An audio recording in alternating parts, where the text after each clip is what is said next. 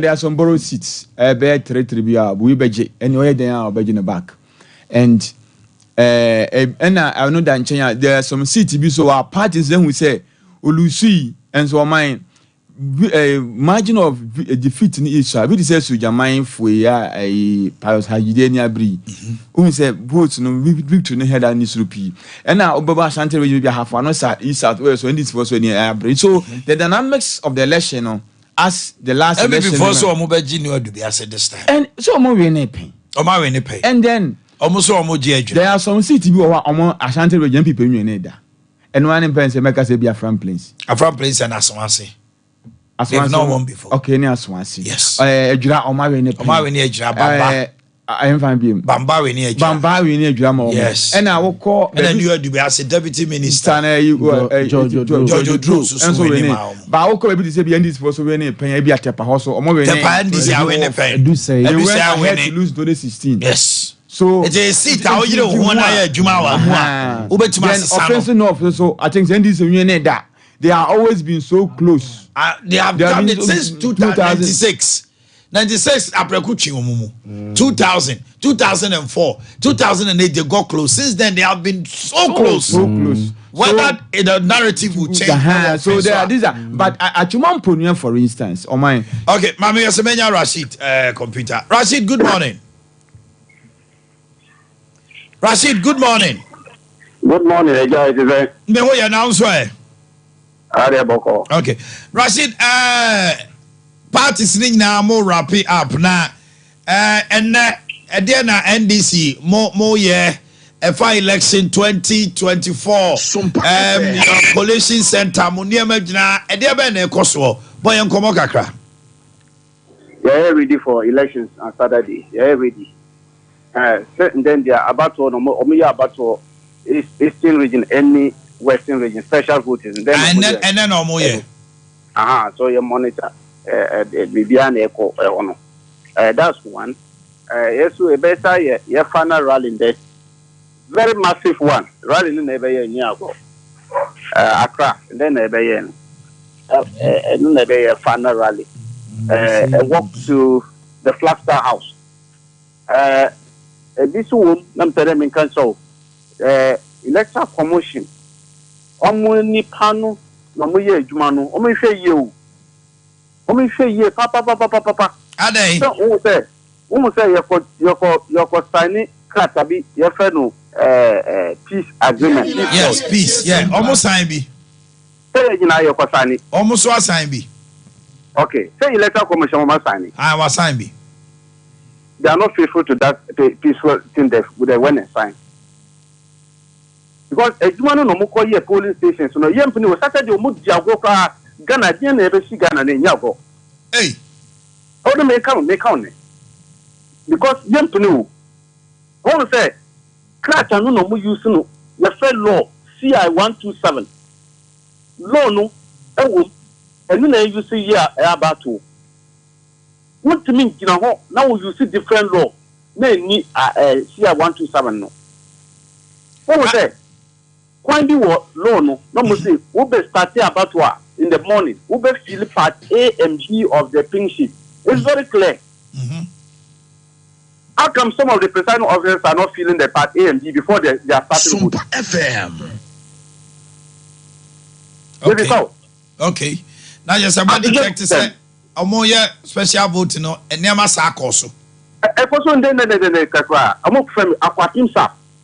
Almost the presiding officer no on Philip part A and B no person about to not start. It also take the intervention of some of our lawyers around that place to rush there to stop the voting. He said, Papa no on Philip A and B no there about to name pass. Why are they doing this? And this is LMB. Almost famous is here. Presiding officer no who say validating stamp bill. Stamp no mo use stamp ballot person no mo di ma vote no kotu e wa chire no won him say so mo start about wa this say omo ma validation stamp number no na party agents ni nyina na e won we say number we na e be use so be fa different number ballot paper na e wo different number you know that you can easily arrest it. That is it. Presiding officers no mo pere omo ma validation number no ma agents Okay. Asunjo no me pen. We asunjo no me pen. Oko dada Ghana nipa no mu ko signing a peace agreement. We are conformed to the peace and what. Meanwhile, you go in between things that will create anarchy. Who will give it to them? We pay them wake away now ko conscious security forming in our police forming in our where they are no. So presiding officer they are say on you said you be here when but now. Okay. Rashid. Mami Yaw na mo ko prepare na there was a baby am ba na mo money. Na dey na ekosu. Why? Mate bedasi. Rashid computer deputy director of elections. Almost say near maybe asase o mani nyi ho. NDC MPP final rallies no ne. Na the eba so no say MPP 4 omo rally ni wo Legon Sports Stadium. And NDC so wa Medina Park. The same route into traffic. The one being as a process for Emma route. There be cars no be funny ade because and there's a kwan so the otis wa open a milk room. A milk room. So be milk room so opa simuntem. Because a doma e kwako hia e wo ho no enye dom keto akra. Enye dom keto akra. Obi e ye ne final rally normal de bibia e up to a cha. Na yentie central for isusu afutu a National Media Commission say omo emfamma no. Your friend Samson Kwame Nyameche. Hello FM. NUTV. Lawyer Hilijan. Lawyer, thank you. Kasbe Media. Your friend Kwame Edigra. Me Juma or Pure FM. Within the Omanhene Yaw Boakye, the host of Sompa morning show, your friend Ade Akye Abia on Sompa 93.1. A friend Nana Kwame Edigra, host of Angel in the Morning. Nyankopon ya aduma memin day. Mekwa akotoaba. Me stresse also bekwa akotoaba. The obeye nyina ne se obefa voters ID card. Anase uni voter ID card kra. Kobia wotoaba no. Ye betre okwan abefa so obetoaba. Tire wadwene ne tire nipa ko a obepese obedi oman anim.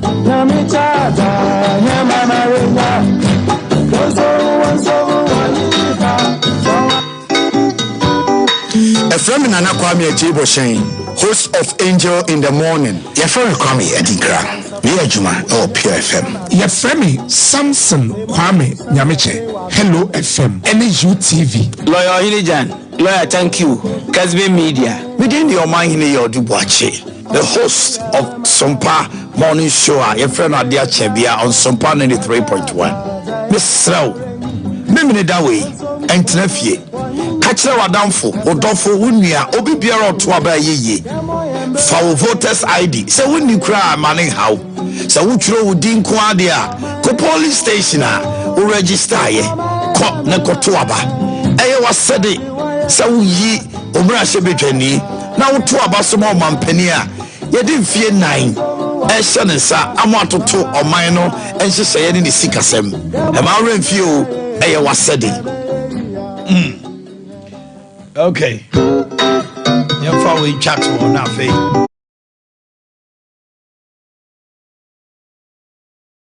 Omanhene Yaw Boakye, the host of Sompa morning show, your friend Ade Akye Abia on Sompa 93.1. A friend Nana Kwame Edigra, host of Angel in the Morning. Lawyer Hilijan. Lawyer, thank you. Kasbe Media. Ghana a democracy.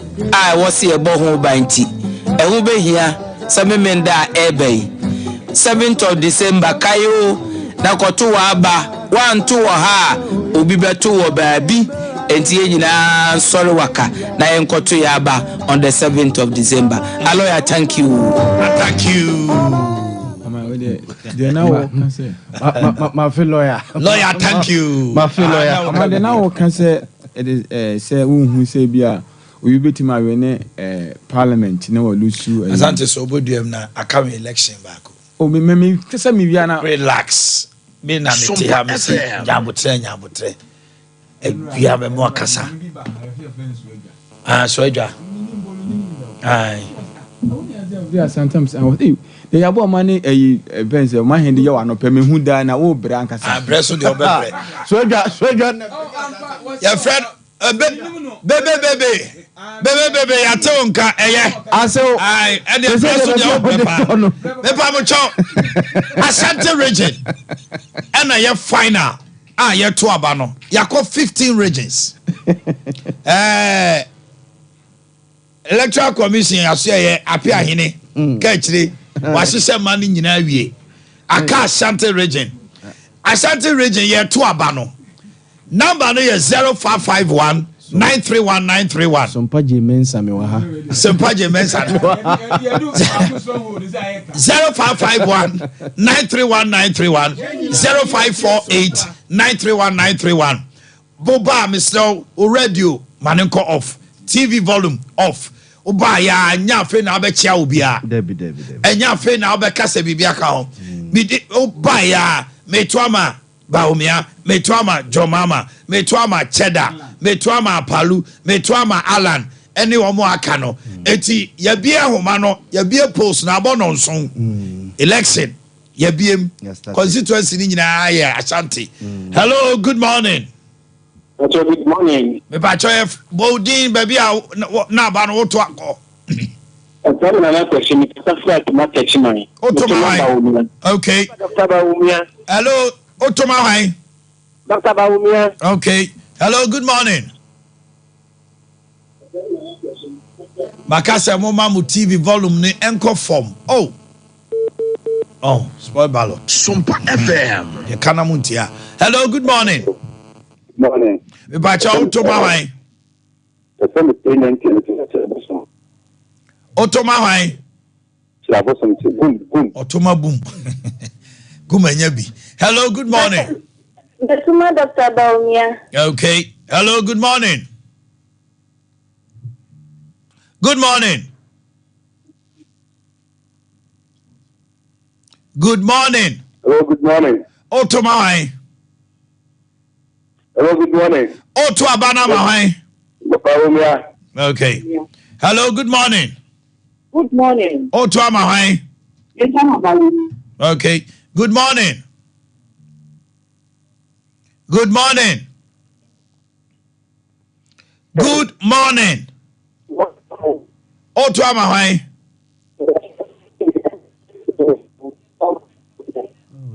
Oto amahai.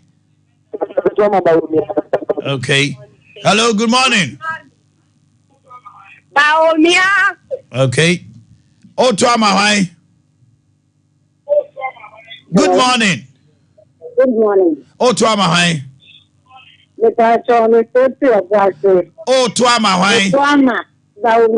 Okay. Me pacho mama mu TV no volume nko off. Esremo. Hello, good morning. Hello, good morning. Oto amahai. Hello. Oto amahai. Okay. Hello, good morning. Good morning. Spoiled ballot. Hello, good morning. Hello, good morning. Me pacho to amahai. Dr. Mahmoud Baumia. Okay. Hello, good morning. Dr. Baumia. Good morning. Good morning.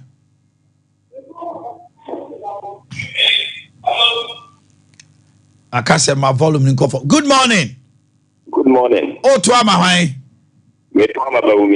All right. Good morning. Good morning. Good morning. Oh, to amahai. Dr. Mahmoud. Good morning.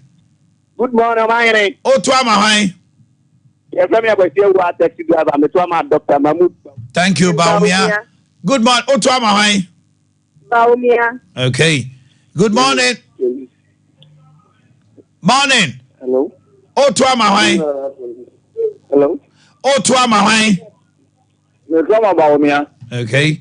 Good morning. Good morning. Oh, to amahai. Dr. Baumia. Good morning. Good morning. Oh, to amahai. Yeah. Oh, to amahai. Dr. Okay. Hello, good morning. Good morning. Spoil ballot. Good morning. Come on. Me ba chow to ama hwan. JM. Good morning. Good morning. O to ama hwan. The time about me. Okay. Good morning. Good morning. Good morning. Good morning. Good morning. O to ama hwan. Dr. Baumia. Okay. Me pa chow mo bra mo mama so emra Hawaii na mo me tiatem. Good morning. Good morning. Good morning. Me pa chow to ama hwan. Baumia. Yeah. Good morning. Yeah, hello, good morning. O to ama hwan. Mr. JM. JM.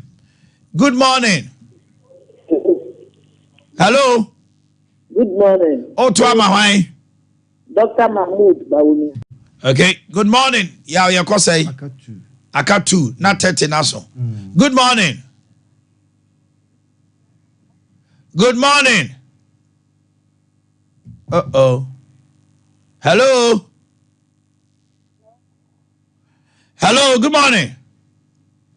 Morning. O to ama hwan. JM. Okay.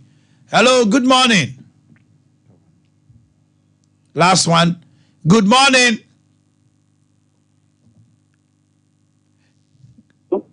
Good morning. Good morning. O to ama hwan. Baumia. Okay. Okay. Enti 60 regions ni nyina no. Ye frame ma obia 30 people. Ebi mu nya spoil ballot bia mienu miensa. But abano omato awie. Omo ye figures no huntensem nyina percentage wise. Every region. Nipa 32 ye. How many voted for Dr. Mahmoud Baumia? How many voted for John Dramani Mahama? Region by region.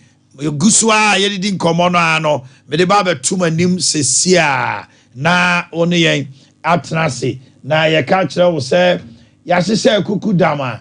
Omo eba be ka yensa na omo ne yen nyina na memne danu du a on election house yede omo atnase na ne wo se yede bremu bia ne yede bremu dai yede abremo na me kamfo ama wo se ma wo fidie ena hanomo. You can be rest assured say after many years of experience covering elections no will bring you nothing but the best.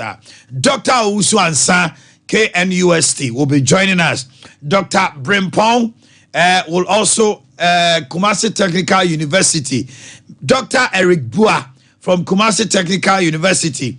Charles Sapon from Kumasi Technical University. Atapoku will be joining us.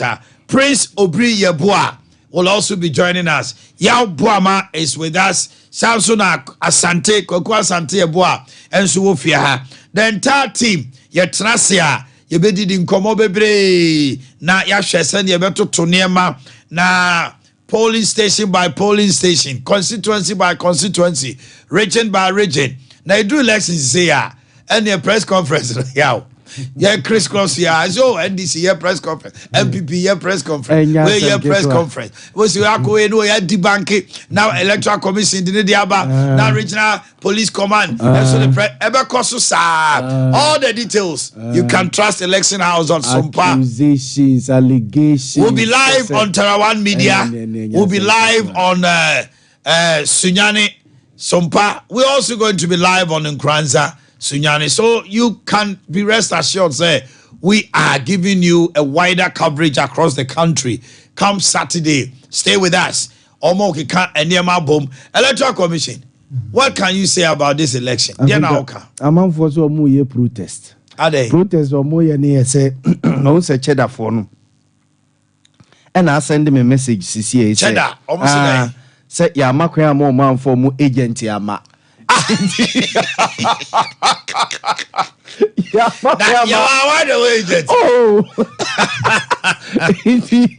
Well, we are almost accepting results. Almost accepting results. Yeah.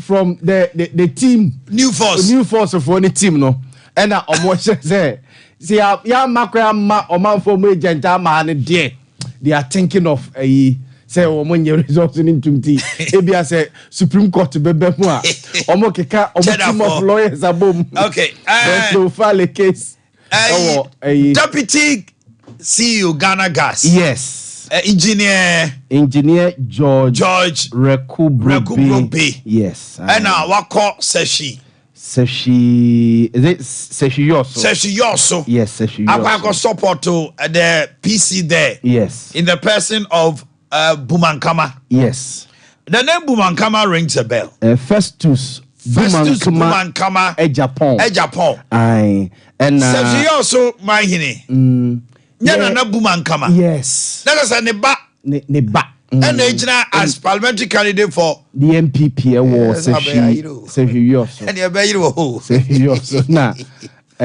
engineer George Rekubrobe deputy CEO of Ghana Gas akwa support our constituency. I think he's done well. Yes. Basana maybe obewo interest in the future.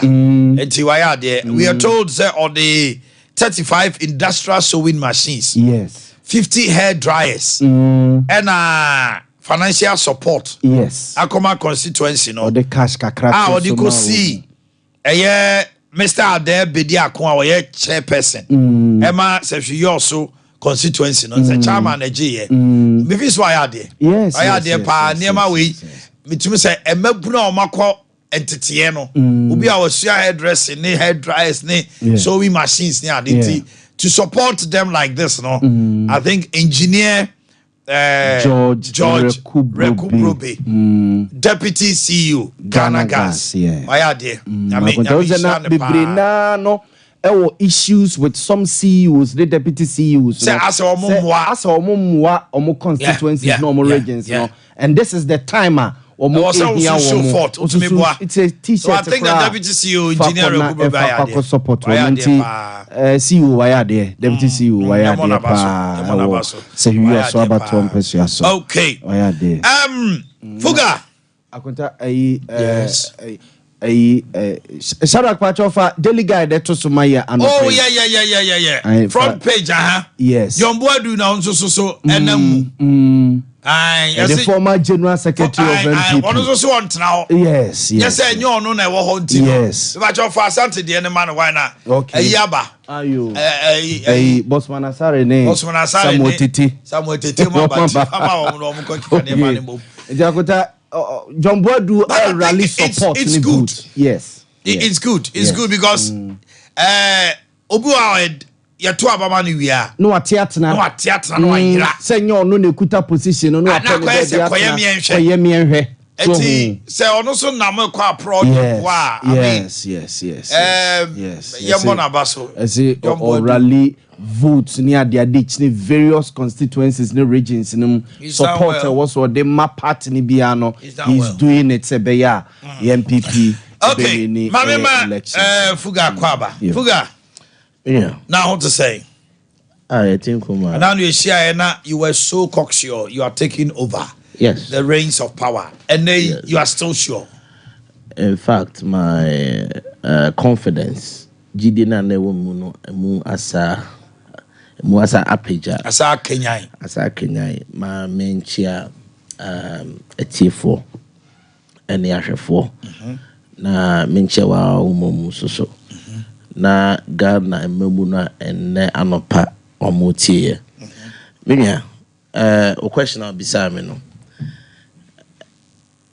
o man penyi jo mama was say baby o me so today is his 5th day in Ashanti region no buy no yenum bi yenunu yenya kwan ne no ato akwa pro or the 47 constituencies no and then all day ne campaign we ba na wie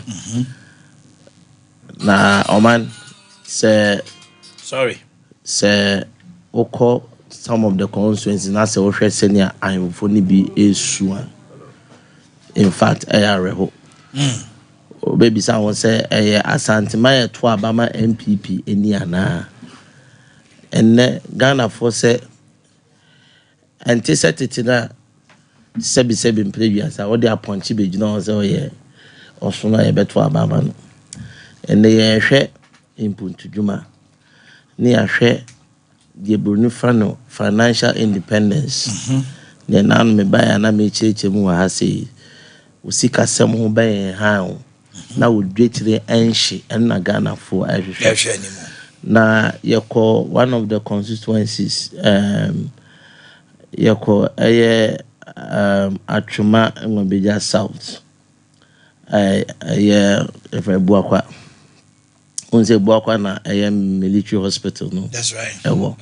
Afari na ohene eti bedwem na oti ni so se mfie enwotwenie ade o mampeni dada jomama shasi a na ewie ni sa was about even 90% complete na akakra enti se wabetu bibi sei na se mfie mako wotwe intimi wiye and one gasa wonim say we asopitia emfasode de bre eyetimemfo no apart from say di djuma be bre omo no ema edwumedi ekoso wo sa ampeso aso na peja bruni friend the economic activities na ekoso wo sa jurisdiction emu peja ifiro ene ekọ eye your friend say bosomtwe unze hoso na Siwa hospital ewo hoso so ohene no ekasa in fact na akwan no apro in fact their road network is very bad enra ne yeko your friends in this Ghana I'm say site where your friend was say Manso Dubia and Manso Kwanta yes my send video no krama Mr. Bright yaka edinam yedikonya accident because in futuro nintino na yentimi enhu yehu ya ne say and the entire constituencies Manso Dubia Manso Kwanta odotobi honi na no efa yebisa say is this Ashanti region now say hwe nsu a yenuanom ye papanom ye nananom these are the rivers that nsu a feed air community no so this election no in fact the midi meni won say ye to aba the pempuntu djuma ye to aba the pen koso dia menji ni sa santimema o say ye to aba ma eye MPP enya even more than 50% nyamienu nukreni say nya say bia eye osono ni chinie normal politics na ye no na say ye to aba ama aban oba obesisi KJT Dubai market obesisi hospitals obesisi airports obeya kwan oman onim si ekwa ni wedu bia say not even a single project na ya no constituency wo the whole of new wedu bia say stadium na omanpeni joma ma esia omoba no mo say ni joma mpe eno nti omo so receive from onim say asata nwura na jo a ye free ni wedu bia say stadium yenu ni na no aka omunwie obi bisa se we eye anhwa wo kasa no anhwa wa ka semina wakodi obi atem because we ye causing financial losses the state eye omani sika na ye de chichiri ye de ye mpuntu djuma enti ade nti oma obeto so unwie bi ayade ana se former president bi ayade a wonto aso ti say afari e wo we na wunwie afari say military hospital afari a military of 500 bed capacity military hospital. We're told sir it's almost done omobebiano after elections yes. So these are political arguments 8 years obi dey less than 4 years esisa dan no edum pempenso na edu na ansa na MPP ba and we believe that under 2 years dey na ko say we and what try 8 years ye ba beto aba say dey say we wie na ye to aba wie na obebie sabi ye nhuru enim enkosoro enti me gidie na ewo mu say asantima ha say asantima ye say omo asoa chinia asoa osono omo do omo soa no ebu omo komu ende edwa ye kokọ ya ye maamenom eyusu chinie esi omuti so a chinie na provide shelter amom no ya ka cho omo say ye ba besisi edwa na amom ti se de esi bi o mampom se na esi bi otafo sina esi bi atonsu sina esi bi okejetia asawansi nane ye ba besisi bi amomo ye si di waye bi pen no oka so be ya ma yendi nechi MPP 8 years ye ni omo kasa Asanteman university edwabe no motimi esi ama eye Asanteman say MPP ni kasa onbo ba kokra nkyere me meanwhile say ye ka Asante a eye dwa eni kura Asante because you can never talk about the economy of Ashanti region abia won ka dwa ye ma me dwa no mo ahwe ya dia na ya ko school so what they make na say enti abaya wotimi nya over 1.7 million votes from Ashanti region na sebi edwa mpo you can never boast of one. A whole regional minister Kotina TV so ye besides mention 5 monumental signature project. Okay, say journalist make sure on the office a kwanche maybe. What you say? Osaka another radio station. Me besides say ensemble sa 5 projects. Went me anka. It's a nadium ye sure so busana. Debbie still now we Osaka GH1 you start TV station. You say bisa went me anka. There is nothing to write home about. MPP in that time no kasa.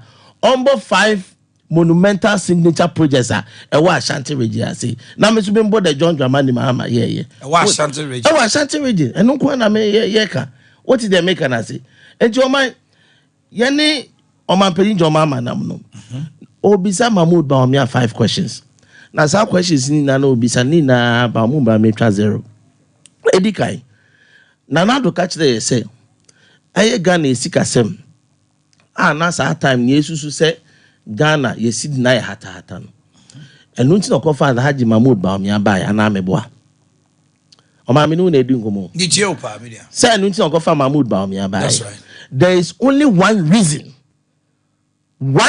tie you kofa na Haji Mahmoud Bawumia ba ye so wa ye adwuma e wo deputy wa ye adwuma Bank of Ghana governor as a deputy governor na ye ono no hihye na e ma akofo apenso no Ema see the Nijina Brane. That time, Kwana Mahmoud Bawumia, MPP card, Kwane Nkurano.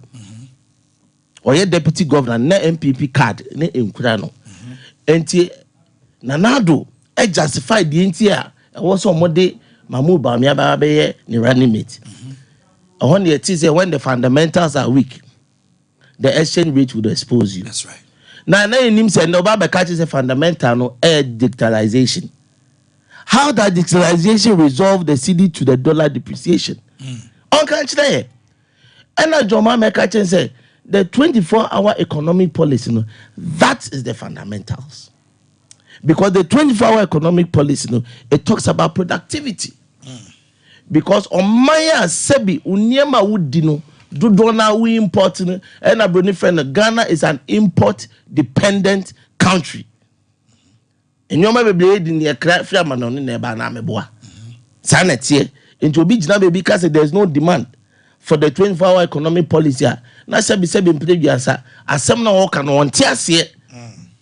And your mind now man penin your mama a bisan say Obano na cedi to dollar no 4.0 to $1 and no what's seed na hata and then a trim 4 aqua 5 aqua 6 7 10 11, 12, 13, 15, 17. And to say, market Haji Mahmoud Bawumia based on CD politics, no, na Obama say, and 0. Etosumi, no, but catch there say they were going to move the economy from taxation to production. Mbajo Wangaza. And now, me know, Kaze, e-levy, Yambudi, who parliament, grants and MB before G e-levy atum. Oh my, Yambudi, who parliament, Shentokwe course who parliament. And Sana Nanado, Batche, papa, and this force yempene, and before see Nanado so Tamochi, Mahmoud Bawumia see a pay levy, and Omo Passi levy. And now, what's now baby near besides I don't try 11 moon now, catch they say, Uchamuna, Nasa, obey my penya, and then obey trim. That shows a dream a cry at Haji Mahmoud Bawumia. And to I say, you are moving from taxation to production. And then I would draconian. The case draconian idea sebi a good juma. Sa taxes you there to tungu for juma so. Joma say and also so marking is 0 because as we are speaking, Obianka also move economy from taxation to production. You have introduced 44 new tax policies. Eto sumiensa. Mahmoud Bawumia kache so omo mbobosia. And one say yes road tolls. na road tolls ni agigi ni ya akwan oma me no kase sa time na no kasa no na your friend say Ghana ye ka from Dr. Kwame Nkrumah time e be see there na 122 billion Ghana cedis sa time no obi also about the ombobusia onye hwe no na me no kase ye ka 767 billion Ghana cedis na ye kan ye kan enkofo dwen say inform ho some my bed tax ne 11 ne COVID-19 tax ne sa emission taxes no and no one should answer na yenya no because I ban the kabebida or the dane tax ema ye say yentwia enti se wo tie mi anasa wo hwe na so dwen say John Mama time no na si Ghana ni bia the cut 3,000 30 million and the Ghana ni bia the cut almost about 40,000 Ghana cedis, 400 million. And then we live in now, which you know, and only we light bill now, to light na sano. Because I buy him says a auto lighter, and this auto light na says, I said, I bamboo no coboeno, and I wear day, uchia. I was see breaking it down now for 40 years, the NTR, and you can so much more about MPP in the first place. Say, yes, we are beneficiary of this corrupt government.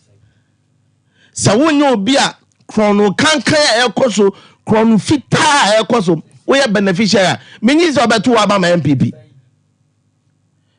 and no nam no campaign at on shomuntino omo na mama say John Mama betwa free SHS mo baby ye koye in all the 47 constituencies omampani John Mama de nsa esinebo as a Christian I can say aye free SHS no ono na sha say the bar progressively and you attest with me here as somebody I mean say wonim dia wo kan enwoma wo ti ase say John Mahama na dey free SHS buy no the buy no progressively or church open so na asante hene mabom dia ma me sorry say the ntie sha say progressively no yenim say ye she free SHS say a ye mofa no bebre beba anantisa and ntina wo say ye open up the infrastructure. And until that Santimai, a hand quiet mean 13 e-blocks. And where you call a Adanzia Sukwa, self fum so, baby e-block, basin ne or mumbi. Sebi a ye a bro, say a bay you, the entia, ubi a waba bedi Ghana so. Nay, the Ghana sika, aye a japadie. Now there was a one found sanka and that in them were emperor. Now what's any pakrono say a casa? That's a casa ye penkufor moment. I want to be careful with my words because on my told that assembly and pasumu. What you confirm so ya? And I done yes in room. A dino must see a room and yen German emperor. Mrs. Sokoba Wood Village here on Mampenico for see and the Wadani Kuras as sequent in tono. Sa time ne this Sokoba Wood Kono, ne quiet. And now the Kosokoba Sobenas as Atoa. And in that day, I may say, on Mampenico for Namama Buya Santima ye disu deno, and then a nubine yehuno under this Baumia, Nana Baumia government. At the end, you see Ashanti with the AHMP. Now you do baby na so share. Oh my, it me do baby 1 a.m. and opera na me better 4 a.m. ya. Now share how the youth a mofrano clamor to see Excellency John Dramani Mahama. Okay. Now share how John Mama cut the 24-hour economic policy. No more bodies were not a can be beach them and I'm only say you mofre omu peduma ye. They don't only believe in free things. And you be free no more count. Omu pay juma ye, omu pensam juma ye, and it's not John Mama say, oh yeah, free SHS no, near ye free apprenticeship program. So because you're more fana, me patcho me demand you on that. On the national apprenticeship program no. John Mama say, akurani ko school na ye twa ne school fees na as free SHS no. Sa so na wa wo kwa ko sua adwuma no, utinsa no, ene ye school fees ye betwa ma. Eto so mienu. O say wa wo ko school de bia na say nkurani ko school e mo aduane di o ye ma mo school feed enti wa wo kwa ko sua adwuma no o man John Mahama say be ma obusumi bia be a friend stipends a odi be tese odi be faka aye enyema na so we wie wako school na wie no unim de obeye or say your certificate near the amount MVT certificate near the amount for the first time in the history of Ghana ubetimi the certificate no akọ aye military akọ police akọ fire service akọ customs akọ sa immigration services no because you who say oko immigration service you a fitter for you are carpenter for unim so be a soldier na djuma so ye mechanic obi kura pama dem and it's not John Mahama say me da wano ase pan ho and it's not John Mahama say eni kwase e kaso wa akọ SHS nko na obetimi the certificate akonya djuma e was security services no. Thank you very much. So a carpenter ni we a welder we a mason we a seamstress we a shoemaker sanyeme na your mama di go akoma come back Nidinde Kwame Fuga he's a key member of the NDC campaign team Ashanti region. Ye share ni mo say lawyer Sebeso ba be kan sa pempi yana ye panela we see to it say we have both sides.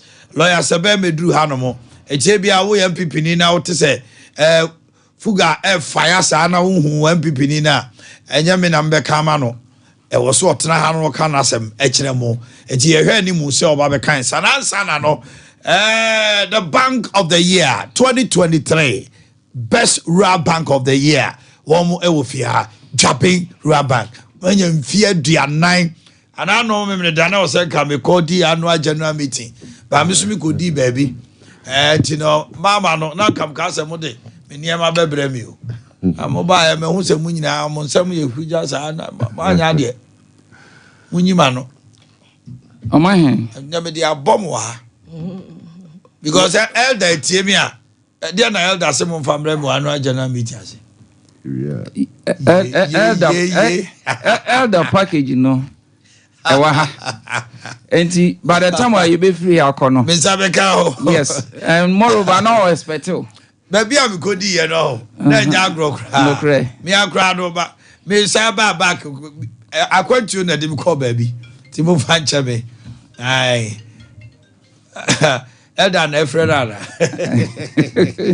sorry all right mama me tie mo manager mama me tie yo Omanhene yes sir da CP wo akonya yenya no Sompa efidikesi yesu na yenya sa akonya yesu dia na yeto enkra ama yen customers nyina ba bibia woti yenka bia wo Sompa TV ene radio so Jabinura Bank ayekesi nyina na ejina customers a yenya wo ma yene wo mo eye adwuma na meka se breyimu ene donyimu se woti yenka na enye wo ne Jabinura Bank ene eye adwuma na enipa bebre wo hono ma wo hwere na eno na ene Jabinura Bank ese ene ye ntoa enye wo ne yen ene ye adwuma esanse bia wunyante yenka enti ye fa sa akwanya yi so na ya toa wo ba bibia wo bia nya ka kiro se ebre no ni se wo ne Jabinura Bank ebeba na ya ye adwuma that's right ubu won mo beka se na me ne Jabinura Bank ebe ye adwuma edien fa so okra mpu na menya free Jabinura Bank eho Omanhene ade ba ko aya na da make an say Jabinura Bank I say yonkupa odo ho edon no na yen customers nyina ya for mo yonku a omo businesses ye na edie ye say ye nature businesses na ya making sure say businesses no e grew to a point wa obetimi edi adanse na watimi akase Jabinura Bank de meti won so a ma sorry na ya shase etetew ewo sika enimdie mu ni titiru efa bosia fm se obi wo hono ma obaje bosia si amfa na amfa ntitiye mu a Omanhene obaje bosia no akose iska no na ofiri se sika na ne saka no jama eyo no a nedia enu ntina Jabinura Bank se woni yen eye adwuma ye ne ye beye partner in your business ni am making sure say usika sam entotoye wo dwadie mu no bibia enam no kwan so na ye ma obosia also what to be a day etua na ade baako nso a yesan cherish e wodwaben rural bank pa ne say your customers there your support wo mu akwaniasa nyinaa mu akwaniasa nyinaa mu your support your customers say wo pe sika na wo de akwhye wodwam ama wodwa no apagya na tumpon Omanhene untumi enka wa bra obetumi yi dwaben rural bank afrim say wonye business na wo ye aban adwuma na wakatua afadwaben rural bank na eno so ye hwe say wakatua kekekura bu na wo de afadwaben rural bank no ye ma impuntu aba wabrabom Omanhene impuntu aba wabrabom ene abranti a obo bra wo ye abandwuma ni hia ne sese bi producer wo benya ba bia wo de utibe dey ebeto na me kase nyame enu nyam say oma ebadwaben rural bank obodo makatua free controller ebadwaben rural bank no Omanhene entumi nteki will be 10 years akura no wasi ne fie awie wow ni nyina ye emmoa dwaben rural bank ye de boa yen customers na o ma di dwane de Omanhene enam entetia na me kase ye de omo efam ne ntino me amani ye ma obi 5 ye start obi 5000 Ghana cedis Omanhene enemre ma ye kase yi de panaje bosia 1.5 million a odi akoshe na adwuma no ma odi eye adwuma wow but what man say etino eye entity a ye do firm said ye be ya ubenya firm grapes of cash na ekuta no no wonu so emfaso da wo hweso yi a yetumi a entrust you with more cash ama wo de ahye wadwuma ama emfaso aye dey abaso na we no say ubetumi aye we nyina na wo say Omanhene ade ba ko edikan ne say ubie account na account ne wa account ahudo bebre ye fasa akwan so na ya mayem businesses and individuals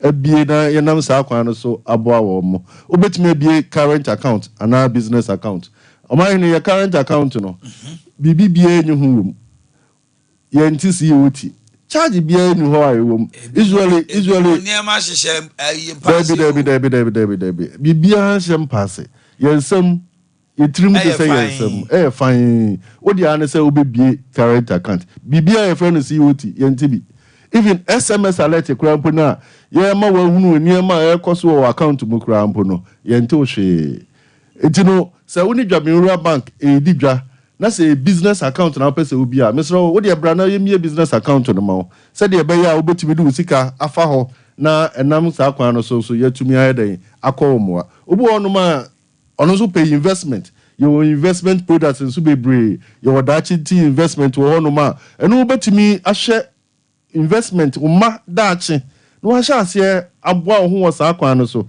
because responsibilities bi wo hono ma asawofo yentumi enyeden enyiye ho emfrim wo yeden so a ebeba eno na dwaben rural bank say try as much as possible say ube separate sika wudi edidwa no from sa responsibilities na ebeba wakwan mu dachi no said ebeya sika no emmom na won spend it all together said ebeya sika wo de ye adwuma no bekoso atena hoda Omanhene ye ko obi ho na ono ne de kwaye ne say sika no efa bank wo pa ne man ne no fa asemiensa ebom ko university afi na sika ne stock no eso 80 ekobusa na wo sibo asema betobeso enie university nkwada na ise behwe ntino sika ansese kwade beba bank ana se wode be hye na adwuma num no wode yeden wode tua school fees seka wode dachi ntia kasata no na sika no awu bebre a obetumi da hwe ne ba no university na mfaso abaso nti yewo accounts bebre a ewo ho no ma bibi bia wo pese wo ye bia no wode bra dwaben rural bank ye be bie account ama wode a ne se wode wo Ghana card Ghana card nko Omanhene ye hia hwe fa Ghana card bra that's all eno nko ani hia na ye mi account emawo na so mfaso a wo dwaben rural bank no shaase ejan faso no bi mede kakra be ma okay Ricky mami too ye di kan ye na ye yi on Saturday kura wentimi ama no ye fa sa akwanya iso na shareholders board of directors and empanyfo a our media partners that last week Saturday omutimi ba dwaben rural bank ye annual general meeting no omutimi ba bi ye da omasi bebre ye koso nso ashobun kran say omonto more shares omokro omoye shareholders omo bi last week omo buy no ebe kra kakra na eba ma as a dividend no obetimi asan de ayeden e de ato foforo Omanhene se me free akwe na so de no meje na mamo abeye shareholder of Jabin Rural Bank nyame yadoma coming Saturday ya Jabin Rural Bank yewo unse yede mobile banking app no aba. The main purpose now is say you serve your customers very well. Simple ofie na da kra ye mie bank no ho kra no pesu yisika. And now this cartoon account mu obetimi ayeden. Eyi. Enu nti no bank no coming Saturday ya shisha say ye maintenance. Our your system no so. So that be ya ye betimi serve your customers no well. It is a customer be a wood ya me nyame yadoma Saturday we ya enya dia yebeye Friday we are sorry. Nyame yadoma Friday ya enya dia bank no yebeye adwuma. Na meka bibi kakra bi afa SMS loans no ho. So you say mu ye group na mo institution no na mo structures no wa Omanhene yede eniema emu efe ane yede brel ye oya research anu say medium and small scale businesses no more challenges pa fa sikasemu ene kwan befa so atoto omsika bebre no da bia advice om say business bi kra na wo ya menya wachi ema obi wankasa tena ho na monitor ye sha that small medium scale enterprises we employment om de ma omina eso say they are buying podema nemom no ebasika semu no a omo problem sa gabi ana Jabin Rural Bank ya pesa ye den ye close enunti ya ye very attractive package ni interest rate me de to forms is ya Omanhene oyambe show e form na to qualify no esem ye recognized body am structures bibia am toto ye bibia de na kwam sa empanyifo any bibia. Moreover, if it is registered ebeboa ye more eno de ebasa ye betimi amount loan ni rate no e wo form bebre enya de ekofa burden ayeden atoso or Bank of Ghana policy rate crisis say crimes in number 27 by Jabin Rural Bank ya pesa ye boa fa ayi some small and medium scale enterprises tino ye rate no ya ti aba form bebre and they say oh na we business man business woman dia Jabin Rural Bank de sa adi loan ya ba say ya de ba be boa on say de be ya wadwuma no ebetimi akoso no metimi afa enipa bebre ama unemployment na abusu wa Ghana sese no eso ayeden ate. Enti sebre Jabin Rural Bank ya to yansafro na me saka biem ese omo baye AGM no nso no ya de enase e de maum nyame eya duma mamemfa ye locations no so entutuja because am say emere no eko tujana ye ma kwan peja ba bia ye woni ye wo adesman adesman no just opposite gate 3 okay Your Roman Hill. Okay. Roman Hill no your Atonsu station wa. Okay. Oba New Road nswa your Kwasipon. Ni building inside the wa baby. Ana osamba Pankronwa. Your market wa ube very big story building. Sa building no na Jabin Rural Bank your Yasan wo Aboaso. Aboaso nso your market ho no ma ana Aboaso station. Ani your Bonre Bonre so your Bonre station. Ubedu abon say Jabin Rural Bank. Your trouble ho kakra. Ana Jabin na kasa na head office your branch ho. That's right. Ana yasan wo Edwoso. Edwoso your runabout ho no ma. Ana Okofemeso so a your Femeso station. I think that these are our branches. Okay. We the mama fa ba ku bi enso so kakra bi ansa na wadaro ma the numbers na atuja. Hey. We the wadaro ma mesro pi. Omanhene pacho ye wo cash collection services a eno so eye dwumadi Jabin Rural Bank yedie na eno Omanhene de ya na se wo ye dwumadi a obajeje sika e wase a se fundraising e wo sa dwumadi na se a o de tonsa efrain eba betena eproniti na nam abefo kwan so agege sika no said ebe ya mu kuntabu ni bibia ebe ye fan edi se wo ye yi emfa ho ne baabi a wo ye yi a wo de to nsafre adwabenra bank so asori mo ba for de na mo pese ebe gege se sika no so mo ma to nsafre ye beba se mo ye kru na no so mo ba for de community harvest na mo pese ye ba na ebe tina proniti gege sika no so mama ye nam abefo kwan so ekira abefo kwan so a nipa no donation no nya text message krampo ewo ne phone so na nipa so a dwumadi no esimu na so no equally mo so mu nya text message ewo mo phone so enti no bibibia no won mo ebekọ so asabi ebetumi ebu intention bia wa kontabu ni bibibia fine ewo saa dwumadi a ye die mu enti ye fa saa konye so na ya to yen safre yen customers obibia wo ye yie obibia wo ye dwumadi bia no yes ro Omanhene, where the mama clarify ways is here. Coming Saturday 7th. Coming Saturday 7th, December 2024. Nyame ya duma dwabin raban sade ne kano. Enya dia ye bebe dwuma because ye meye maintenance our your system no said be ye be serve your customer on the 7th yes Saturday. Nyame ya dwuma. Nyame ya duma ye ma. Bedam say my numbers no. Your numbers is 0544 74 58 56. I repeat 0544 74 58 56. Thank you very much. Thank you very much. Lawyer Sabe Mwakwaba. Oman ya na pom to say. Yesu adom me ho ye bebre. Ye do ba de ase. Menim say wo ba na wo tiefu gade. Okay. What in sema to anim was say bomba bobo 5 monumental structures amaya de ama sentiment o monto abamamo. Na face so mama sentiment esu. Esan say 1.78 million votes na mama no. Monya hwe ma wo mfie nwotwe. Na na matankonya bi kura esu. Dienti ena obi wo sentiment tem ha won to MPP so mamintie.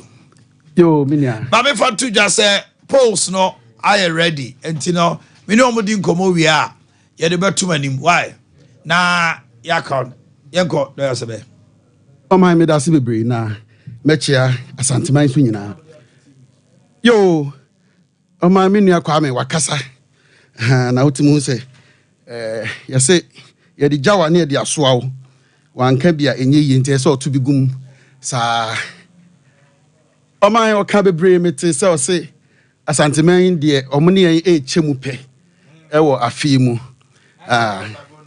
se ununu ho na ultimi nunu ho sere ende wa wasemo o my mama nka bibi nche o se ene asanteman mu special voting so when the actually ultimi my figures ni be as to the turnout I course was asanteman mu e bi nsida de ne esre otumfo nyankopon ene se asanteman sori nto aba na special voting ya kire se ampa ye beto aba no ye beto ni say su boom ahu say asante your mind na asante oman nso eye no ye sade ahoho ye se de ahoho ne ye kuro sa na asante gidi enti ubohunu say ye political terrain ni mu no babia obi free etimi kire aba no babia ye toko wo hwe history a ye hunu say ye nuanom a omu free the northern sector of Ghana no edoso asante memu pa enti se wo ye analysis ni ye na most of the votes are NDC nya no e wa asante memu ano na dodo na afri ye nuanom a omu free etifi esrem mantem eba no enne ya mo huge contest by bringing none other than Omwankasa Zongo boy your friend Dr. Alhaji Mahmoud Baumia enti omumom ena omu vote na omu nya no asante memu no enne ye betra omu ye ne omu nchemu mpo ye betra omu so far the northern sector of Ghana 5 northern regions no oman ye to abay me dan ye to abay o me nko yo me no te ya ye be analysis I'm telling you say the northern sector of the country no ye ne omu chemu say tu say ya miti omu a ba bia ne omu gina no na ba asante memu ha dia ya pa omu bebre wakase o se ye name 5 monumental projects ya wa santimemu. It's laughable. Oman bi da baby am ko bia metie wo. Anopa bia. Ya nhwe nanse yan ya se na nkora bi kame be se o papa so okra ato. Ewo ekurom ha wunya bi adan na nado dan ko akufo ado ato mpaso a wo ha nyina. Say ye ba beto aba say ya politically from 1992 till date. The enim say Oman panyin bia eye ene say okate so odo. Yeah. Or kwa na Sophie eda ne ka mu. No I promise you say me ba be see hospital amount metu me de aso abofom. Tuma me na me nsi ma wo. We de ye hu bi different. Ono de ose mawie enti bedamase wo ho. Na ube bisa say yenfa monumental projects ayaye enfamra. The hospitals are within this short time. Ye bi sabronum na sefo no. Eno nko ya dodo sen. Hospitals say na mo ye jama mo NDC. Mo ba Dondramani ba Mahama ba ban mu no. About 8 hospitals are jama no. One penalty mi wie ye. Ya ba ba wie wudie nyinara. Asa to aso bekwai. Bekwai hospital or bekwai hospital. Or ya of sabronum. Diaka no ya we. Wo show no. Diaka be. Oh. Ubenya sabronum. Ubenya bekwai. Se ka university so a unim say bi wo akomadan ente sa so it is your university na say ofre we say enye monumental project and na akokọ kitinkiti ye be friend say if this cannot be a monumental project but point bi na mpese raise your mind wakasa bebre dia chedom mahama oba obeye fine mo say mo economy no e better e chen yen mo say sikasem no say de mu ja no e kama chen enne mo breso musika sem na ye kama chen ende no enoma na wo bobo so say free education oba obeba abeye no ye wo omanyimu o e na ka kire say free education no enye adwuma we shouldn't introduce it crap because e be say oman no sa na say African countries bi enti wo economy na ye papa no wo be sa ka kire yen say enoma bi wo ho a e say wo de to teacher training ni ade no eni wo so otua o sa ka kire say teacher training and nursing training no betwam Ami atu abakura ti na obetwam. Excellent teacher training allowance. Be specific. That is correct. So be chat training. Not just a cross examination. What pass it? Just asema make an unim. Say no correct. Eti na allowance na okan ye say eno no obetua. So when tua na beto aba akra yi na ye nto entia no. Ami atu aba tia wo. Wo se economy na aseye agigya ababedu pointer ye ne hwia enye yie dia.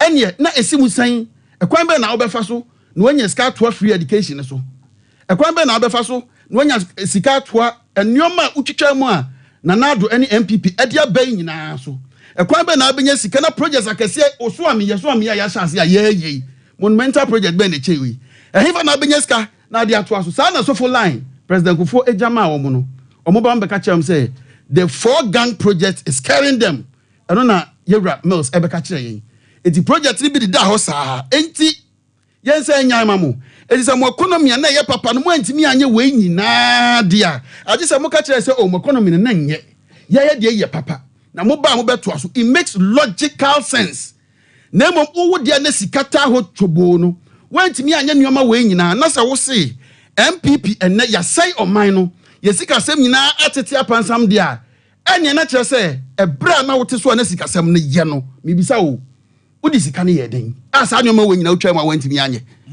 udi sika ne fa ahenti nyoma mienu ida se mu trimu na dene ana se sika no mo de fa baabi enti for logical reasoning na se o ka kire me se MPP mobile no mo me sika sem na apeja nyoma ye ka se enye ye no mobile no mo aye se de mo apeja ye sika sem na ba be dru ni nti no ye ba ye beto aso na se wo wantumi ampagya Ghana wo so apeja Ghana sika sem na nyoma we nyina sabro no wantimi anye wantimi ansi university ewo Kumase wantimi anye yakwan Ghana ha nyina moye akwan about 4,000 kilometers of road in 8 years MPP aye over 12,000 kilometers of roads Asante Memu kwa aye over 2,000 kilometers of roads na just mo roads amobaye no wo omamu ni mu nyina no emufa ye chemu a de MPP ababaye no Asante Memu enko ano eburu mu projects amoye no omamu nyina emufa etiesi musan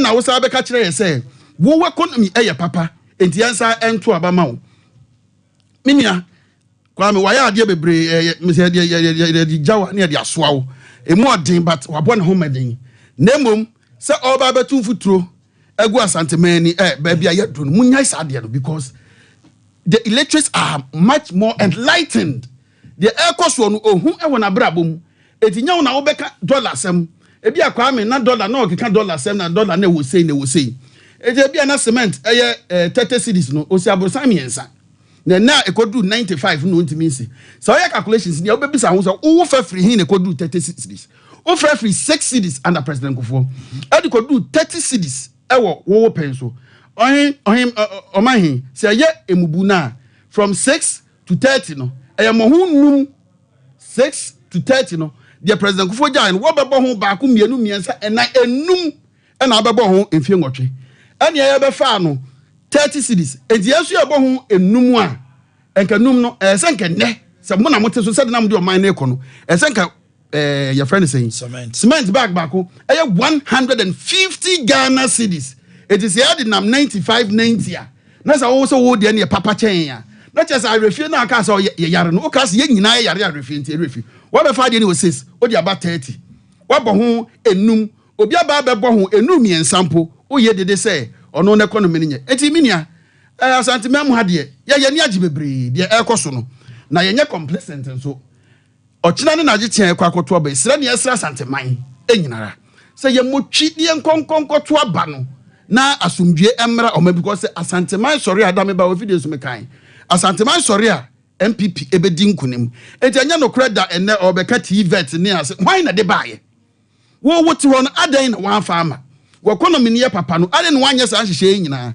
na de ya na ɛsere wɔn ho ne sɛ obegyina na bonomi ne ade baako ene de ɔmagya ade baako sɛ ɔte ade num ɛbɛbɔ aboro ɛkwan nko akra yɛsɛ so ame ene yɛ no na so ame wobɛso mo abɛnde untumi nyɛ enti Omanhene enya ade sɛ NDC ɛwɔ bibi papa bi ade ma ɔman no na sɛ wo hwɛ abato a media meka ne sɛ yɛhwɛ nne nanso aba ye ba abato no egina ɔkyena so ɛho aba ne yɛba is about our future ɛdeɛ na ɔde brɛ me future Omanhene ɔse ɔde 24-hour economy na ɛba ubisa ɔmo ntimi nkyerɛkyerɛ mu afei deɛ John Mahama asɛm a waka kyerɛ sɛ 24-hour economy na ɛnyɛ by force ɔbɛka because sɛ ɔse ɛyɛ voluntary ɛnyɛ by force ɛyɛ voluntary ɛnyɛ by force na free education no a yɛde buy no ɛnyɛ across obi anya bi national health insurance ba across obi anya bi MPP policy ɔde bɛba ne nyinaa ɛyɛ across mo de amokɔfa adeɛ ba na afei na waba me ho sɛ ɛnyɛ ɛyɛ voluntary enti sɛ unim de to waka sɛ voluntary no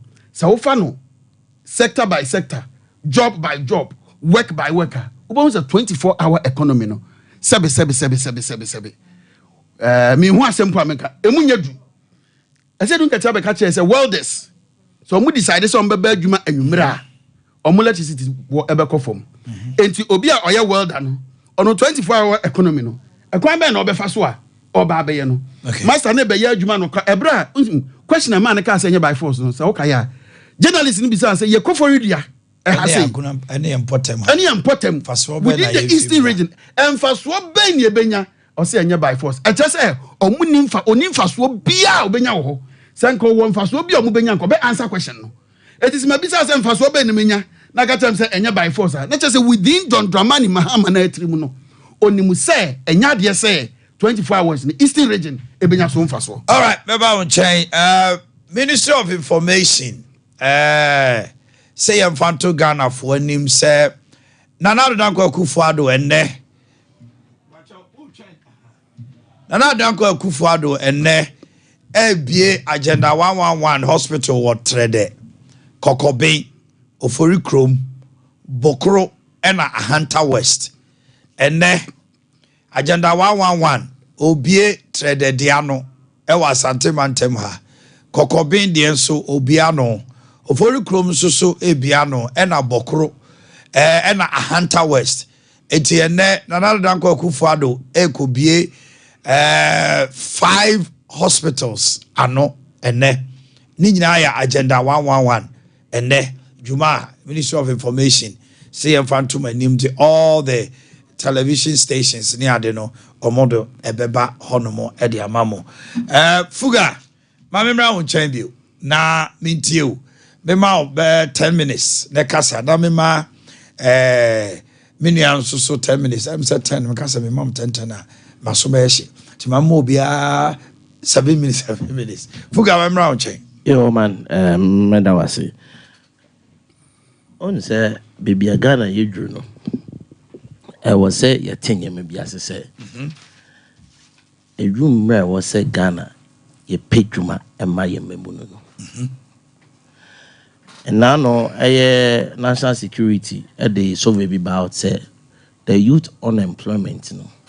About bedani be a friend of national threat. Okay. Enti your mom friend me be need you my enti unyu na kasa no di ka ka hon pese me clarify on free ho say John Mama ka say 24-hour economic policy no voluntary by force and by force and number 1 and number 2 or they compare free SHS ni national health insurance scheme. Free SHS national health insurance ni na social intervention policies. But the 24-hour economic policy, no, a policy be able to create jobs. Me patriotic the mechanism. Okay. And I don't know, the policy is to increase productivity. Once me cheche much level say, as an import-dependent country, no, the 24-hour economic policy eba ama productivity ade emwa peja. In fact, the establishment of the Atuabo gas. Mills Mahama administration AC. And now I know what I say. It is saving the country almost about $500 million every year. As I create employment over 10,000 people, direct and indirect. And single monumental project now, Mills Mahama NDC government in the yellow. And they want the importance of Asanteman and the government na lawyer de anka o kasana say as a lawyer there you speak to facts in his introductory remarks o kasembi about the special voting no kasembi or say the turnout was so massive e bin see that me ba cho say onima me ka kire ne say this election say e no the total registered special voters was 20,378. Our Ashanti region. The turnout was 17,337, which is 85% voter turnout. Last 4 years, the voter turnout was 88.6%. It's a drop. A drop it. And you, as a lawyer, but now catch them say. But it could depend on the nominal figures. No, we don't use nominal figures. What I'm saying is no, you use percentages to check whether the turnout has either dropped or increased. We have all done maths. The reason why I make concern is say 2020 elections, MPP dropped from 74 to 71%. Yeah. But the nominal figures was 1.78 something. Exactly. NDC appreciated in percentage to 24. But the nominal figures, even though appreciated because of NPP figures now net dozen intino, it was able to dwarf the 654,000 of NDC. So sometimes when you're careful, you might have a percentage increase, but maybe will be nominal figures, no, and the figures no so near kabom national, yedi kobom.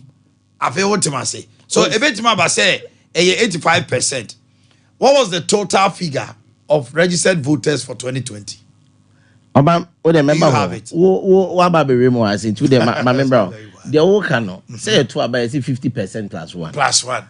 So percentages are key here. Okay, I understand. So what you say? So let us stick to a percentage. The me catch and say the percentage turnout now work. Nominal figures the can it is true. But you can have a higher percentage. 88, 85, exactly. Eswati. Okay. That is the percentage. And when you check the turnout, That's right. So what he's saying, no, it was inaccurate. Okay. It's not to the maker say. So let us understand that. Now, OSHA limited voters registration of course, yeah. BBD dancers say a police for any a soldier for any even media for no. Omu tutia nanado omu tutia Alhaji Mahmoud Bawumia. Because when we say a few days with elections, my police need 750 Ghana cedis. In fact, the trauma counts me. So, 750 is there the moment. o afre police for no obi azaka o mukura say last 4 years they no say almost 600 Joma increasing by 1. Eti now mo dwen say bia we kra be 1200 And of course 750. and of course 750 eti za 750 kwa na asamo mo bu kra say full more. You see the level at which these guys are buying votes no is so sickening. So ko yen kura say fertilizer na nka wo say ye de ma ye ekuafo free ana Joma ma de ma ekuafo free no mo the fertilizers now to ma baba expire afina mo the fertilizers ne ekwa ko me ekuafo say amojina monto o ka say 10 minutes me ndu baby akwa me mo bia 7 na me won niam bebre bi ya na o man eno so come who is all kasa no obi say me ka say anko 5 monumental projects and also to petit maybe they can make a monumental project. You mention specific projects at least. You know, say these are projects that the MPP, started and completed. I will commend the government for completing some of the John Dramani Mahames hospitals that no shas, And on the Abambia also twa their predecessor the Jao so a bit to say I'm happy about it. So what I say, but the can say as a government, I want to be we share Asanteman Bosse. Interchange the one Ashanti region. In fact, Obekai, the former minister of Air Roads and Highways and Makwata, or since we went to me and see 7 interchange the Ashanti region. And Ashanti region from 2 Benti or more. It's a record. Swam interchange, I will tear and now the ball was for him. The regional chairman of the MPP, chairman, went to me, and I bear a press conference. And I catch an another say, so I'm bound menyesa on me chance impox we are knowing very well say we it is our 5 interchanges now after 8 years when he say who asemo when he was when him bu de ba ku wa chance and there ateche ni nyama akoso wa futu nkura no and I would dey ba be bon wasa for anyone. Okay, this is an insult to even the people of Ashanti and Swami constituency. The ekeni na ne say abaye ye kwakoti Omanhene. The destiny, your destiny depends on the 24-hour economic policy. All kinds of see intimate 24-hour economic policy. I say, and this for see nyanko bon tonko no na. Mo de mo se mo nyanko pon de order. No be on nyanko pon that there. I bet they want the 24-hour economic policy. Thank you very much, Fuga. Mamin call lawyer Sabeh. Lawyer Mamin Joe. Me that's Omanhene. Me time media. Time no oya ne sa na be yo. Eso bia time. So time no o de yes a rebuttal na enkusi baby na sa na be yo. So I don't even think say me come chi bebre ubisa projects now hospitals nkwa metimi abo mako the 37 na ekufuado eba ye across the nation asante say see kwa am announcement at by say 5 Omanhene. Oh, number of work room there no class. Yes, all the hospitals. Enti ka wo so wo kasa no Kwame pacho. En ka wo kasa no na wo so wa kire de NDC eba be ye oye. Enti Kwame. O de mama 2 minutes 1 minute. Nyoma MPP aye de now is not in doubt. Samo tricks na nam de same jamfi na namu nyina mu di nachi ene media bi nipa bi memoni din wa ha efi se onua no say munche ade baako one project one university amasi afi agi jo enya ho na meko nansia enra ya man panyin dada mahama on BBC a grantee interview and it was so pathetic na ye bisa ne 24-hour economy ni bio na hwe ni mood a owom na ode kasa no afi asem o kan ni say BBC nini etie the way all and someone say that's a 24-hour economy now can within 4 years okay won't to me yet. The gentleman said that so the 24-hour economy is a gamble. It's a gamble. And he said, how would that be a gamble? How is that a gamble? So he asked that question. Can that be a gamble? For what you konwa mu ni. So we bisa me a question be in that nature. Na someone you are not convinced in some can nyina no na sabe we journalist na some kana and some your man panyin dada can minim say rather make you can say I say well I don't know when that would be too much. Say papa dia mean to me you so in I say so mo me that say nin sama wo can rather dey en kan penny me that say ntina me bisa na sa no me twekra sa mean to me nyesa o me man panyin dada enti ultimu say o keka nsem na nsisi nti gamble ne yɛbɛka ne twi chacha ɛna woba abɛtoɔ na sɛ ɛbɛyɛ yɛ a na ɛnyɛ yie ɛbɛyɛ yɛ a na ɛnyɛ yie obisa ne sɛ sika sɛn ɛna wode bɛbɔ saa abra no watumi anya no ɔse o na sɛ no deɛ yɛba a wei mu wɔ hɔ sɛ wonim adeɛ bi wɔ hɔ nom ɛyɛ meya Akufo Addo ɛwɔ opposition no na ɔyɛ biribi ɔsɛ yɛfrɛ no listening tour enti ansa na yɛba abɛn mu no ne anim deɛ yɛpɛ sɛ yɛyɛ John Dramani Mahama ne NDC it is clear sɛ ɔmo nim deɛ ɔmo pɛ sɛ ɔmo yɛ how obisa ne sɛ ɛbɛ cost to sɛn no afei na ɔbobɔ kyɛ sɛ onim sɛ wonim sɛ mfididwuma ɛwɔ hɔ mepatwɔ ma menye mepatwɔ how can you ask the former president say 24-hour economic policy ɛbɛ cost me patwɔ wonya wo time because that policy is not a government rollout policy exactly incompetent question so some of the journalists sometimes hold on.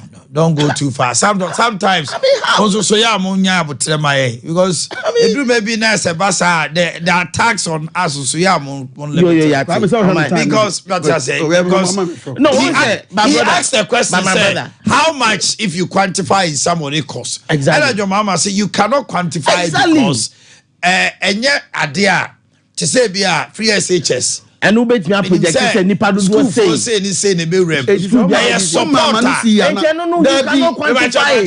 making my point go ahead but I'm quoting the hello Sebe, go ahead. Sasta, I'm not used to it. Sebe, go ahead. But don't misquote my president, please. Onuamu no, who said the idea nebeko. And to go bet me a tray and say, Anya Shekrano, I fear me babesimi, ebeshasi. And now 2026 ebeshasi. Was that the question? As more kind of within the answer, no, and they say, oh, after all, Anya Shekra, at least we will start it. Yeah. Within 4 years, I say at least we will start it. And that did not resonate well with many people. Say yes. When is it taking off? Also, after all, within the 4 years, we will start something. We will start it. Emma, journalist, say, not just say what they na we start here. Ebet me good because who are 4 years it can collapse. Okwa obi obeban ebi anu anto aso. I say ne say ne Ghana na aboka. What? Who's that? President Kufo. Who's that? President Mahama. Who's that? Ghana na aboka. Na then Omanhene. Without due respect. Hello. So quote John Dramani Mahama. I will not sit here for you to paraphrase. No, don't paraphrase. But you can't paraphrase. You can't paraphrase somebody a president. What was his exact words? You can do that. Said then Ghana will lose.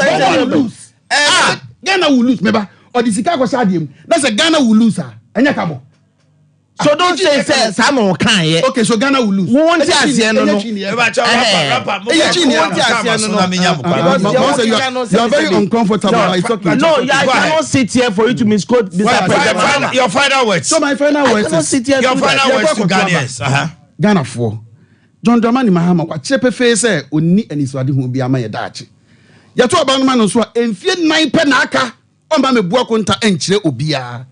Alaji Mahmood Bawumia doctor ono de eto abama na obesa babion aba besrew John Mahama eto abama no the first 4 years no no nim so baba besre ye bibi mpo asante man mo ka kire say or the gold cry ya kwan man ya enye ye mfe na akokosa kira kroma enye ne fe na we ya oba we ya friend boja ye oba oni obi ani akontabu obi hu ya pe obi a oba bedi man so ahehye nyoma pa ma yen na after 4 years what's aba ye ni aba becha then thank you your final words my final words is Excellency John Dramani Mahama as a baby Ghana for who in my power shall see and sa nyuma penny na ya abandon those projects. A typical example in near maybe I'm no share in Ashanti region.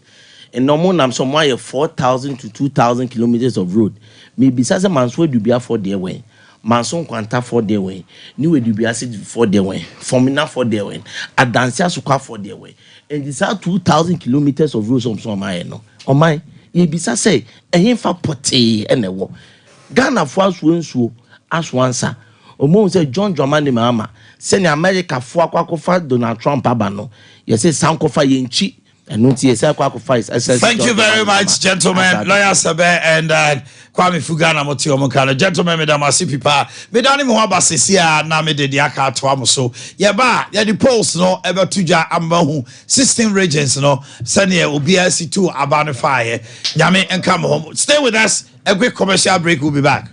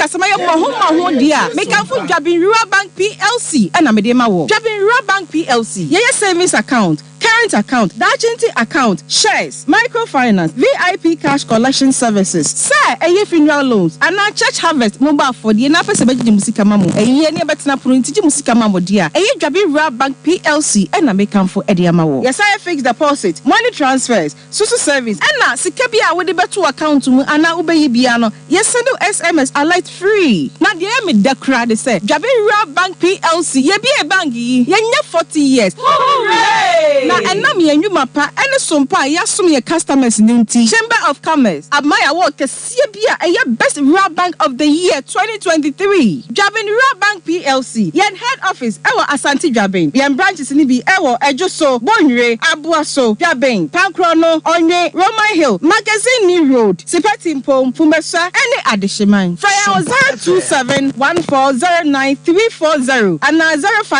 057-9792-712. Jabin Rural Bank PLC. We are the best. Ghana for a brabia do say a toa baby. President Kufuor say one toa obi beto man. Say we try nye na nipa na woko to no koto ba won pa. And ye na obedi areho saa emfie nnan. Oso no de okunu say ba bia Ghana adri. Obi ogini di so obetum di yakoye nim eye ne doba Dr. Mahmudu Bawumia. Tie President Kufuor. Obi also want to plan the mestre no say one to obi beto. Na ne be ya ne say wa wo di bia so nka odi hwe de to. Na we ya binti Minto, or Antonio Bicotuna, Afibias, and Yababan, and the Tiao Sunsum, who are Sitran Wadina, a honor, Nunu, Antoine, baby, Abenus, intimate mess, as I continue, my book beat my tobacco, my book, show, and Midinanity. And just as I've been new and from our council, you know, but my guardian was, but they are bed ready. I'm going to react to Coronadia, but we are not. As I said.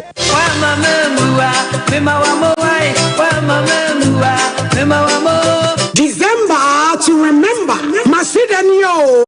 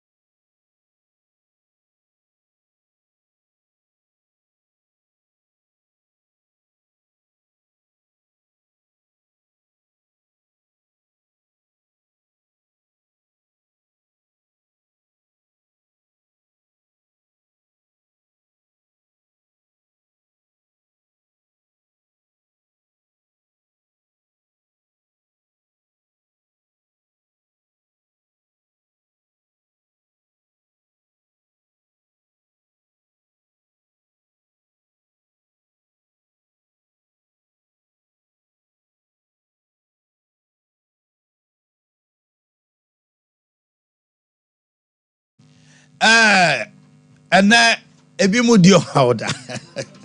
I'm for chair results Britain. Never banso. Also electoral commission. Yaw. Electoral commission. Who via election babo ba on. Who keep suspense kakra.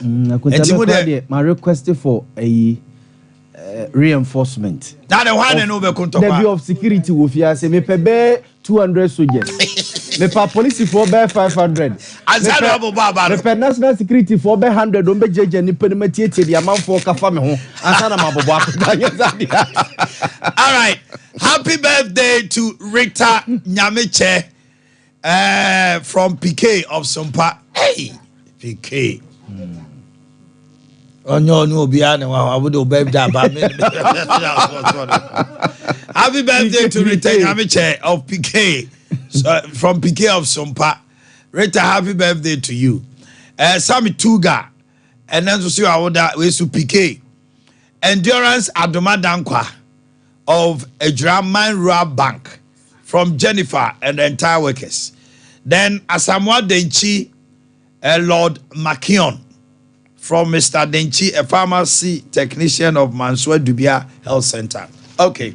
Electoral Commission. Bacho abano mabubo bibia de da da. Na mami ko abranti ho na me mona baso. Eye kachre. Kachre. Eniama na wo de tutu dwa no figures no percentages wise ni ade a waye no. Bibia e fine. Bibia e fine Omanhene. Matwitwa bibia gum.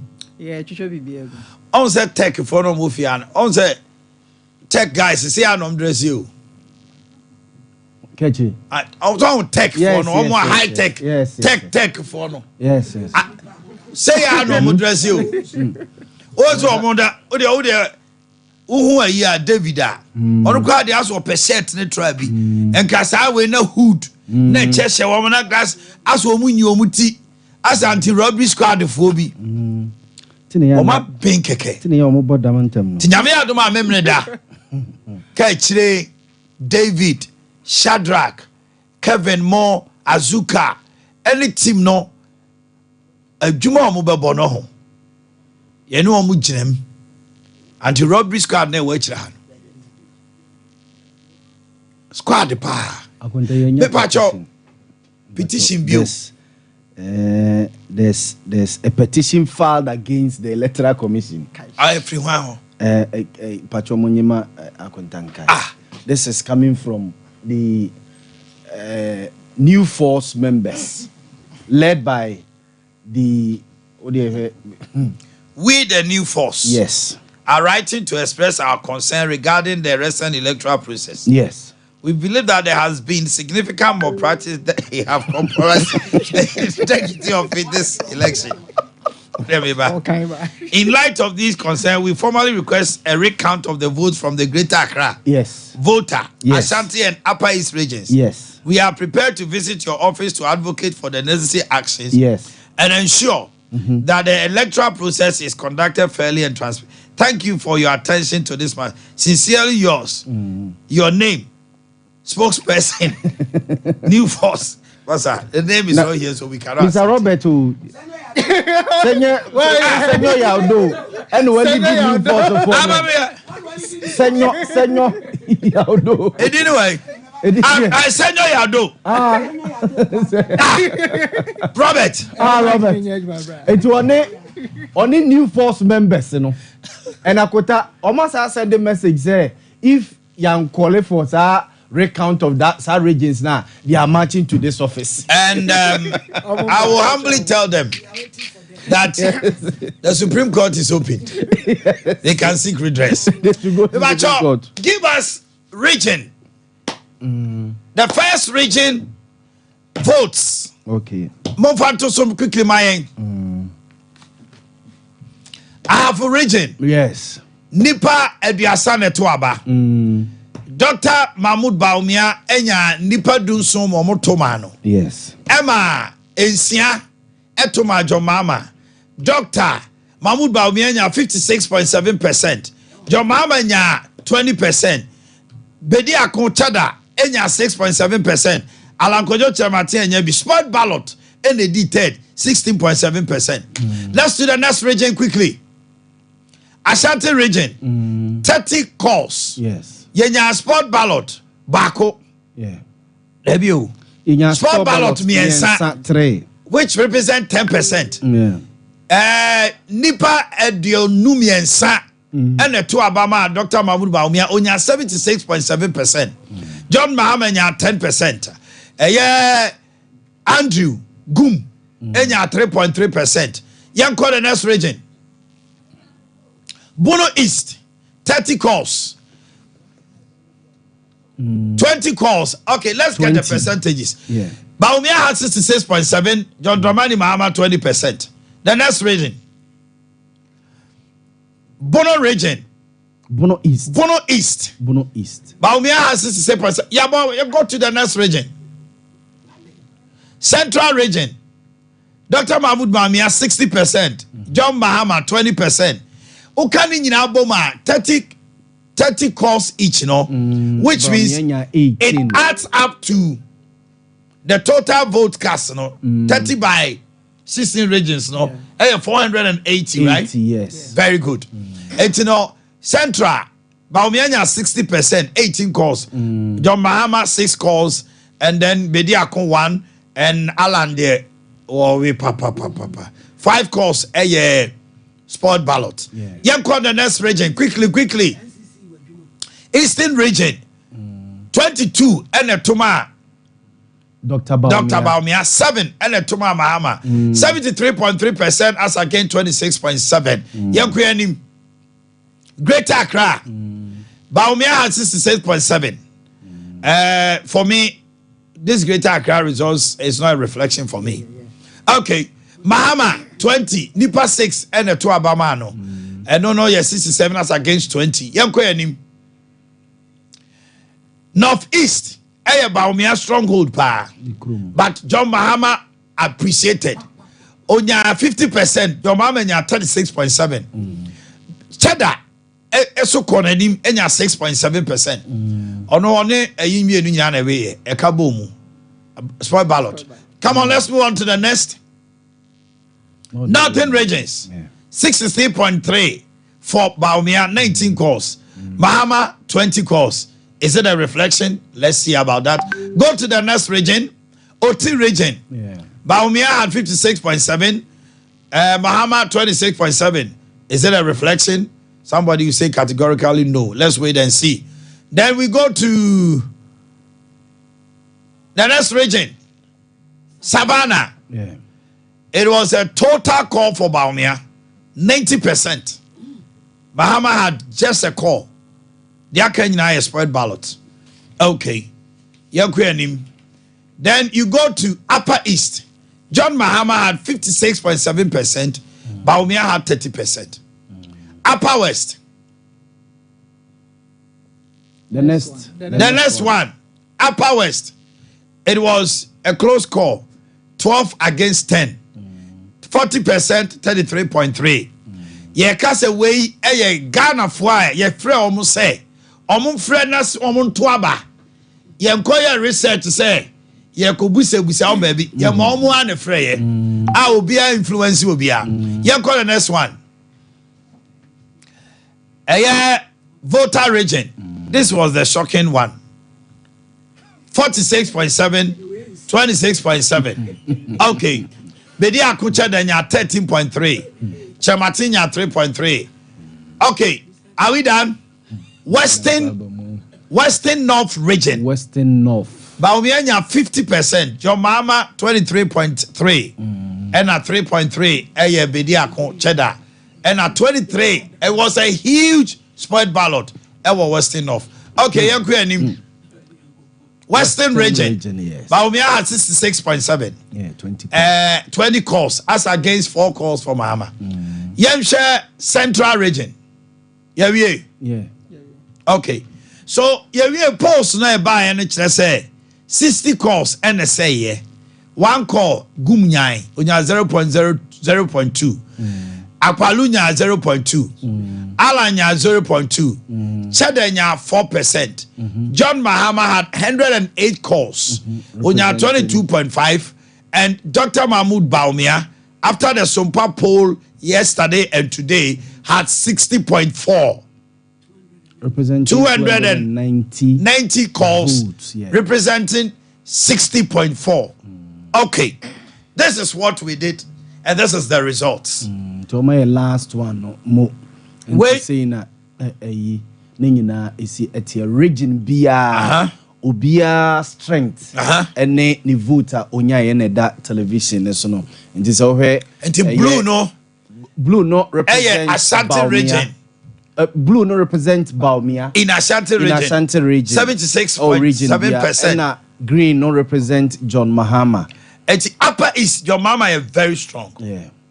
Bono region Baumia. Bono East Baumia. Ahafo ebohon kakra. Eastern region Baumia. Greater Accra na. I have my doubts because every research shows Bono East, Greater Accra, OT and voter. There's a possibility Upper West, Upper East, John Mahama might win. But voters a ɔmo to aba ɛwɔ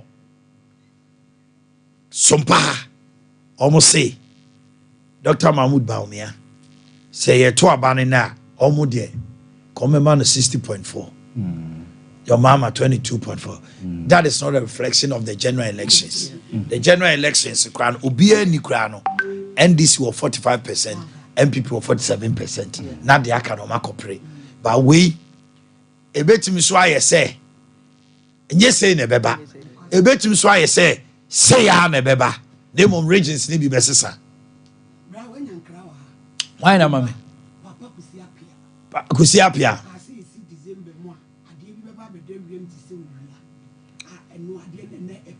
Menene din komo ha. Kusiapia kware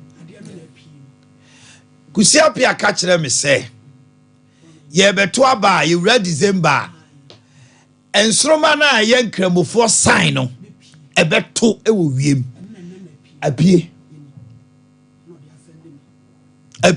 basa be your program why I said the papini na bacho o de ade akire mo so mo de ato baabi for me. Mo shadewe. Mo.